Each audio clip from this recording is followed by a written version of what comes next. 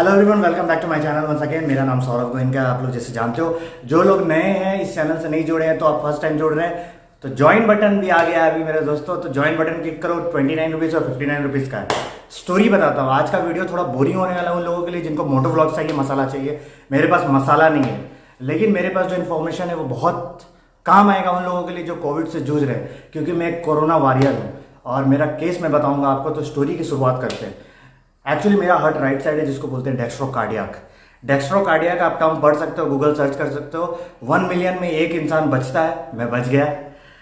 तो मम्मी का, भगवान का जो भी आशीर्वाद रहा, बचा और हेल्दी हूँ पूरा अच्छी तरह से।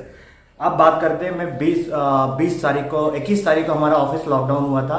रांची झारखंड में लॉकडाउन हो गया तो मैं ऑफिस से निकला 21 तारीख को बाइक लेके पूरा प्रोटेक्शन के साथ, और देवघर के लिए मैं रवाना हुआ उस दिन। लेकिन गलती मैंने यह किया कि उस दिन बहुत ज़्यादा धूप था। व्लॉग आपने नहीं देखा तो व्लॉग देख लो, आई बटन में मैं दे रहा हूँ।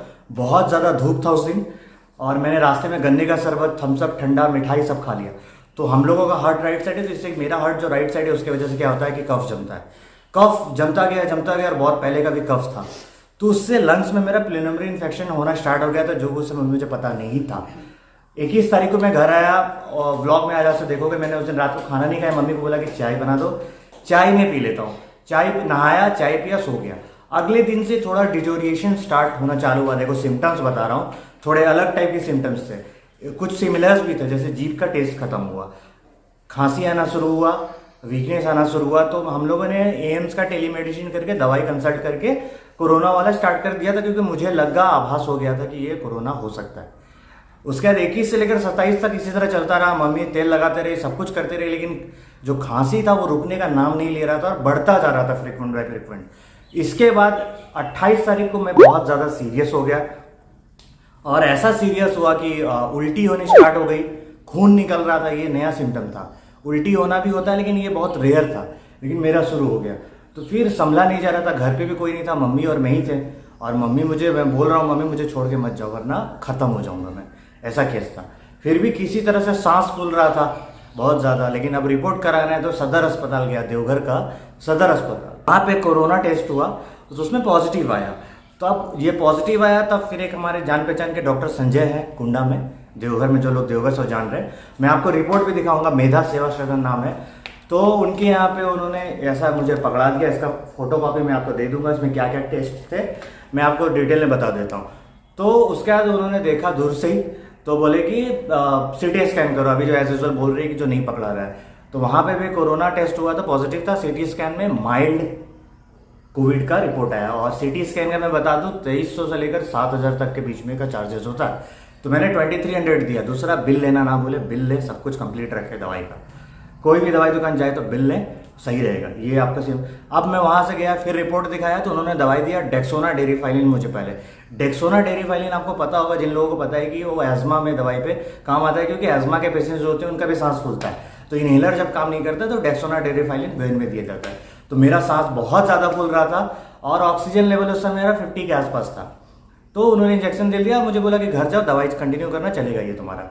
घर आ गया लेकिन कोई सुधार नहीं हुआ। मम्मी मेरे साथ लगी रही लेकिन सुधार नहीं हुआ। और अगले दिन मैं और ज़्यादा सीरियस हो गया, सेंसलेस हो गया। अब जैसे तैसे करके हर जगह फ़ोन कर रहे हैं हम लोग, इसको तिसको फ़ोन करके कि कुछ कहीं बेड नहीं। तो एक माँ ललिता हॉस्पिटल बोल के है, तो वहाँ पे फिर शिफ्ट किया गया। अब आप सुनो अराजकता का माहौल क्या था। किसी दूसरे कोविड पेशेंट का जो ऑक्सी वाला लगता है पाइप नेजल में, वो मुझे डाल दिया गया और 6-7 घंटा, 8 घंटा, 10 घंटा, करीब 14 घंटा इसी तरह से छोड़ दिया गया मुझे। ऑलमोस्ट 14 घंटा इसी तरह से छोड़ दिया गया। कोई डॉक्टर नहीं आ रहा, कोई नर्स नहीं आ रहा। मम्मी मेरे साथ थी, मैं ऑलरेडी कोविड पॉजिटिव था। मम्मी ने पहला वैक्सीन ले लिया था कोवैक्सीन का, फिर भी उनको असर पड़ा। पर उन्होंने, माँ तो माँ होती है, एक चीज़ है, चाहे किसी की भी माँ हो, चाहे वो जानवर हो, इंसान हो, जब अपने बच्चों पे उनमें बन पड़े थे तो यमराज से भी लड़ लेती है। इसके बारे में बताऊंगा। तो वो मेरे साथ लगी रही, मुझे छोड़ा नहीं। अगले दिन पूरा डीसी के पास मम्मी ने फोटोज करके इनका ऐसी की तैसी की, इधर उधर कॉल लगा के, तो डांट पड़ा। तब जाके नर्सेज आई, सैलाइन चढ़ा। रोज मुझे 3 बोतल RX सैलाइन चढ़ रहा था। ये आपका एक्चुअली नॉर्मल डिस्टिल वाटर जो होता है, सॉल्ट वाला मिक्स वाला, वो सलाइन चढ़ रहा था, प्लस वैन में इंजेक्शन पड़ रहा था, प्लस पेट में इंजेक्शन पड़ रहा था, और प्लस कुछ दवाई मुझे दिया गया था, प्लस क्वार्ट्स जो है हमारा वो मम्मी ली थी।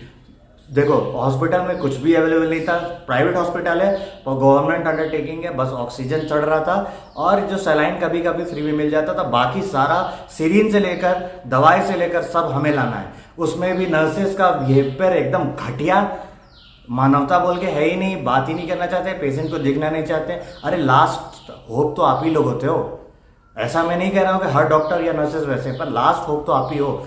इंसान पैनिक कर जाता है। अब सुनो कहानी क्या हुआ। सेकेंड डे 16 या 17 पेशेंट्स जो क्रिटिकल कंडीशन में थे सामने या रात में आए और उन पर ध्यान नहीं दिया गया और सडन डेथ खत्म हो गए। जो 16 में से 15 पेशेंट एकदम बच सकते थे। तो ये तो हाल हॉस्पिटल्स का, ये रियलिटी कोई नहीं दिखाता, लेकिन मैं सह के आया हूँ, समझ के आया हूँ, इसीलिए बोल रहा हूँ। ऐसा ही चलता रहा। वहाँ पे रोज यही रूटीन था, मैं सुबह खा भी नहीं पा रहा था, फिर भी किसी तरह से, कभी जिंदगी में कोई खाना वैसा खा नहीं सकेगा जो खाना खाया हो। बिस्किट पानी में डाल के खाता था, मम्मी खिलाती थी, उठने में भी सांस फूलता था, करवट लेने में भी सांस फूलता था, बाथरूम छोड़ना तो दूर का बात, वैसे ही होता था। उसके बाद अब सुनो नाश्ता का टाइमिंग उनका, और क्या नाश्ता है वो भी बताता हूँ। 11 बजे रोटी, आलू का फ्रेंच फ्राइज होता, लगता है उनका तो फेवरेट है वो फ्रेंच फ्राइज, और सब्जी एक कोई कौन सा सब्जी जो पता नहीं, वो खाते थे। दोपहर का खाना 4 बजे। आदमी मतलब ऐसे ही मर जाए खाना नहीं मिले तो, फिर भी हम लोग को व्यवस्था करना पड़ा, अल्टरनेट मिठाई वगैरह थोड़ा बहुत ये सब कुछ खाता था। और रात का खाना 11 बजे। तो ये तो चलता था, डॉक्टर रोज आता था, पल्स चेक करता था, हाँ ठीक है ये हो गया, बस ठीक है रहो, बस और कोई नहीं। 3-4 डॉक्टर्स थे। एक डॉक्टर, क्या नाम था उसका, नेहा, एक डॉक्टर, आयुर्वेदिक डॉक्टर, हाँ, और सारे आयुर्वेदिक डॉक्टर्स, कोई एमबीबीएस डॉक्टर नहीं है। नर्सेस सारे नहीं है, इंजेक्शन देना तक नहीं आता है बहुत नर्सेस को। तो मुझे डर था यार कहीं गलत वैन में डाल दे, कुछ कर दे तो इधर लेना का देना पड़ जाएगा। ये सब हुआ कैसे करके 7 तारीख को मैं जाके एकदम ठीक हुआ। फिर रिपोर्ट आया, रिपोर्ट नेगेटिव हुआ आरटीपीसीआर टेस्ट का। उसके बाद मुझे डिस्चार्ज किया गया और मेरी जो कॉस्टिंग लगी वो दवाई के लगी, हॉस्पिटल चार्जेस बच गया, वरना मुझे लगता है 2 से 3 लाख। लेकिन हॉस्पिटल का ठीक था मैं कहूँगा लास्ट, लेकिन सिस्टम से आपको लड़ना होगा। सिस्टम से अगर आप नहीं लड़ोगे तो आपका ना इलाज होगा ना कुछ होगा। अगर आप बोलोगे नहीं तो बिना बोले ही ऊपर चले जाओगे, स्वर्ग को सिधार जाओगे, ऐसा है। हर सिस्टम से आपको लड़ना होगा आज के समय पे। आप सिर्फ सरकार को वोट दे देते तो ये मत सोचिए हमारा जिम्मेदारी खत्म, आपको करना ही होगा, तब तो देश सुधरेगा। ये हुआ। अब मैं आपको दवाई का भी सारा एक्सरे में दिखा देता हूँ, सीटी स्कैन कैसा होता है एक्चुअल में। ये देखिए सीटी स्कैन होता है, यहाँ पे जांच किया जाएगा, आपको धुंधला पोर्शन दिख रहा है, ये कब जमा होता है, फिर म्यूकस जमा होता है, पल्प, यही जो है यहाँ खत्म करता है। ये देखिए यहाँ पे 1 2 3 4 मेरा, और यहाँ पे फेफड़ा मेरा सिकुड़ गया था, वो नहीं दिख रहा है, पर ये बोन्स में भी बहुत ज्यादा से। और मैं रिपोर्ट आपको उल्टा दिखा रहा हूँ, सॉरी, ये देखिए इस तरह से। तो ये सीटी स्कैन होता है, इसका 3,500 होता है। और एक मैं आपको दिखाता हूँ, 7 तारीख के बाद मेरा फेफड़ा फैल गया था, तो मुझे कहा गया कि बैलून या शंख फुलाए, या जो एयर वाला तकिया था वो फुलाए, वो करे, योग करे। ये सब करने के बाद अब देखिए इसमें भी कॉम्प्लेक्सिटीज हैं। आप ठीक भी हो जाते हैं तो आप पहलवानी नहीं करना है, कोई एक्सरसाइज नहीं करना है, कुछ नहीं करना है, कंप्लीट रेस्ट, क्योंकि वीकनेस पूरा होता है, शरीर तोड़ देता है कोरोना। दूसरा, ये ब्लड इतना थिक कर देता है कि इसमें हार्ट अटैक होने का चांसेस होता है, जिनकी कोई प्रोफाइल हिस्ट्री भी नहीं है। तो एक बार ब्लड टेस्ट कराएं। देखिए मैंने ब्लड टेस्ट करवाया था और ये लंग्स का एक्सरे हुआ था, तो मेरा देखिए फेफड़ा जो है वो फैल गया है, जो फेफड़ा है वो फैल गया, आप देख सकते हो। तो ये चीज़ हुआ। तो मैंने फिर 7 तारीख को एक हार्ट स्पेशलिस्ट डॉक्टर है, डॉक्टर निशान चौरसिया, बहुत अच्छे डॉक्टर से, मैं आपको सजेस्ट करूंगा जो लोकल्स है आसपास के, वो वहाँ पे हार्ट स्पेशलिस्ट दिखा सकते हैं। बहुत व्यवहार अच्छा है, सारा कुछ फैसिलिटीज अच्छा है। वहाँ मैंने दिखाया तो उन्होंने मुझे देखा, रिपोर्ट बोले रिपोर्ट सारा ओके था, तो उन्होंने मुझे कुछ दवाई दी जो ब्लड थिन करता है, और एक्सरसाइज कैजुअल बताया। और अभी फिर मैं दवाई कंटिन्यू करने के 1 हफ्ते के बाद मैं जाऊँगा। तो अब ये ओवरऑल रहा लेखा जोखा। मैं पूरी तरह से स्वस्थ हूँ, और लाइफ जो मौत को करीब से सह के आया हूँ, या जो लोग ऐसा वही कनेक्ट कर सकेंगे। बाकी लोगों को लगेगा कि नहीं होता है, लेकिन पटक दिया था। सोचो मैं इतना हेल्दी रहता हूँ, सारा कुछ लाइफस्टाइल मेंटेन करता हूँ, पर नहीं, लेकिन अब और जागरूक हो गया, अब और अच्छे से लाइफस्टाइल मेंटेन कर रहा हूँ और सब कुछ कर रहा हूँ। तो फिलहाल इसी के साथ यही, और मैं मम्मी से चाहूँगा कि वो कुछ अपना साझा करें और एक्सपीरियंस बताएं, क्योंकि ओवरऑल आज मैं मम्मी की वजह से ही आऊँ। तो मैं चाहता हूँ कि उन सभी को आप ये मम्मी की बात सुने वार्तालाप मेरा यहाँ पे खत्म होता है। नमस्ते। क्या हुआ था ना, जिस दिन हम लोग माँ ललिता हॉस्पिटल में गए तो वहाँ पर बच्चा सीढ़ी नहीं चढ़ पा रहा है, उसको इतना खांसते खांसते एकदम दम फूल रहा, फिर भी वहाँ के अटेंडेंट लोग बोलते चढ़िए चढ़िए चढ़िए, चढ़ के फिर बैठ गया एक जगह, तो उठे उठे चलिए चलिए, इतना मतलब हड़बड़ाने लगे, लगता है जैसा क्या। उसके बाद मेरे साथ जो बिहेवियर हुआ, 24 घंटे कोई डॉक्टर नहीं आया, बच्चे को छुआ नहीं, देखा नहीं, मैं जाके लड़ी कि बच्चा बेदम हो रहा है, तो एक तो दवाई दे दी, बोली खिला दीजिए और कोई उपाय नहीं है। बोले अरे ये कैसे नहीं उपाय है। फिर रात में डॉक्टर से लड़ी तो 11 बजे डॉक्टर आया, जरा देखा, बोला ये इंजेक्शन मंगा लीजिएगा। ठीक है, हमने मंगाया। दूसरे दिन फिर इंजेक्शन देने कोई नर्स लोग नहीं आए, एक बार जाए तो 2 घंटा बाद आए, अब अभी रखिए हम बाद में लगाएंगे, ऐसे करके बीच बीच में गैप भी हो गया इंजेक्शन का। लेकिन फिर भी मुझे लड़ना पड़ा। फिर वो डॉक्टर और ये डॉक्टर नेहा बहुत रूडली बात कर रही थी, बोल जाइए आपको जहाँ जाना है, जिसको बोलना है बोल दीजिए। हमने कहा हम कंप्लेन करेंगे डीसी को, बोल जाइए जहाँ जाना चाहिए, हमें किसी का डर नहीं, ऐसे बोली वो। फिर मैंने वीडियो बनाया, सब कुछ बनाया, डॉक्टर वहाँ डीसी सर को भेजे। उसके बाद कुछ कार्रवाई हुई होगी तो डॉक्टर अमित बोलते हैं मुझे कि आप जाइए अपने पेशेंट को लेके प्राइवेट में चल जाइए।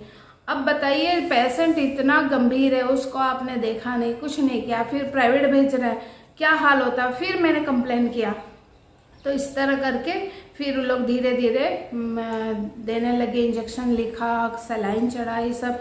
उसके बाद भी जब तब आके मुझे बोलने लगे कि आप ये पीपी किट पहन के देखिए, तब आपको पता चलेगा, वहाँ की नर्स लोग। उसके बाद सलाइन का जो नीडल है वो बोलती मुझे आप निकाल दीजिएगा, हम लोग नहीं आएंगे। तो एक बार तो मैंने निकाला, मुझे आता नहीं है भाई, निकाला तो पूरा ब्लड जाने लग गया। फिर मैं दौड़ के गई तो मुझे रुई दे दिया गया कि लीजिए ये दबा दीजिए, ठीक हो जाएगा। अरे इन लोग की लापरवाही की वजह से कितने पेशेंट गए और लाश पड़ी रहती थी 12-12 घंटे एकदम नजर के सामने। और इतने पंडागर का एक लड़का तो वीडियो बनाया, मारा भी डॉक्टर को। उसमें एक डॉक्टर थे जो कि बहुत अच्छे थे, वो मेन उन्हीं की वजह से मेरा बच्चा वापस आया। लेकिन डॉक्टर अमित और ये डॉक्टर नेहा दोनों तो बहुत शैतान है, पता नहीं क्या बात है। ऐसे में लोग जाएंगे, उन लोग पर भरोसा करके लोग जाते हैं, और कहीं ठीक ना हो तो क्या हाल होता है। एक माँ का तो बच्चा मेरे नज़र के सामने जवान बेटा गुजर गया। मुझे भी बहुत डर लग रहा था, लेकिन भगवान ने किसी तरह हमारी सुनी और हम लोग आज सकुशल वापस आ गए घर पे। तो ये था हमारा लेखा जोखा। इसी के साथ वीडियो एंड करते हैं क्योंकि इसमें सुखद कुछ नहीं है। हाँ। लेकिन मैं चाहूंगी कि सब जाए तो सिस्टम के साथ लड़े, वरना आपका कुछ नहीं होगा, ये बात है। धन्यवाद। ओके, धन्यवाद, जय हिंद। धन्यवाद, जय हिंद।